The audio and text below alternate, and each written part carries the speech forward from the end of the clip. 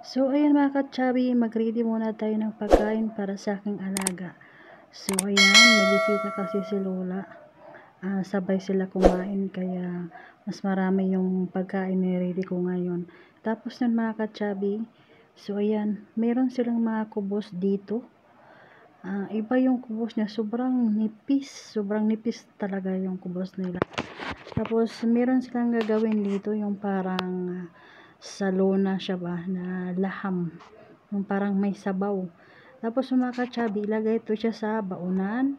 Pagtapos, ilagay sa baunan, yung niluto nila na laham para siyang sabaw. So, ihalo yan dito. Nakalimutan ko anong pangalan ko. Sa susunod videohan ko ito pag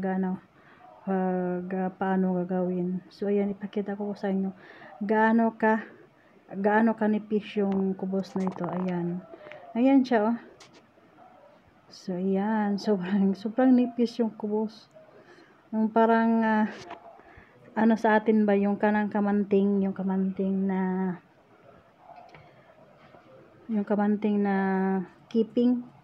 So, pagtapos ng mga ka-chubby, pinakita ko sa inyo, ayan, magluto na tayo ng sambusa. Kasi, diba sabi ko sa inyo na nag-ready ako ng mga pangsahog nila.